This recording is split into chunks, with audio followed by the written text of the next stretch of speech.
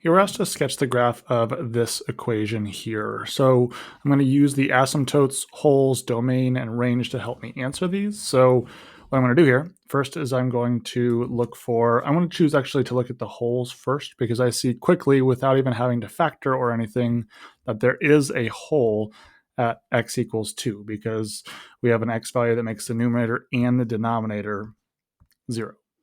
Next, I see that there is a vertical asymptote at x equals -2, because that just makes the denominator 0.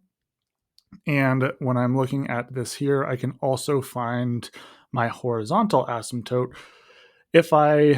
I guess it might be a little bit easier to show this if I were to multiply these together. So instead of factoring, I'm going to do the opposite. I'm going to multiply to show what the top and the bottom both look like real quick.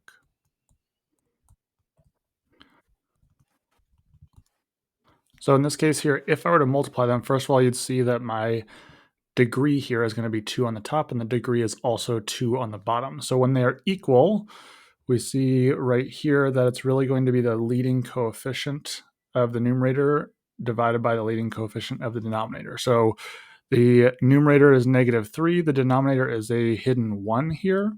So what that means is that I have a horizontal asymptote at y equals -3 over 1, or just y equals -3. So let's go ahead and sketch some of these asymptotes real quick.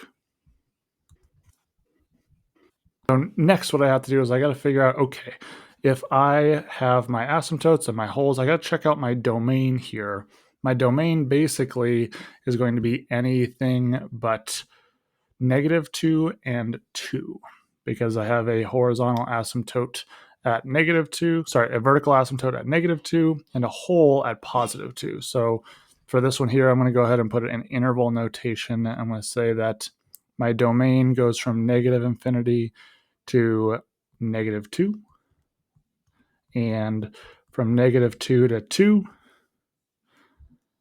and then from 2 to +infinity. So there's my domain.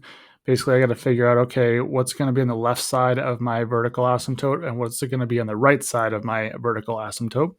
And to do that, I'm just going to go ahead and try plugging in a value. So to do that, we go ahead and do that in green here.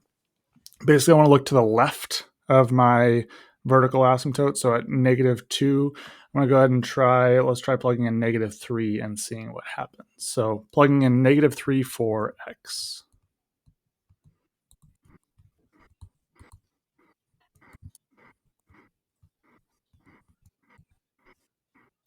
In this one, when I plug in x is equal to -3, I get y is equal to -9, which is way down there. So that tells me that my graph is going to look something like this on the bottom left. And then when I have it on the right side here, I'm going to go ahead and plug in 0, because that usually makes things nice and simple. So if I plug in 0 up here, I'll do that, let's say in orange.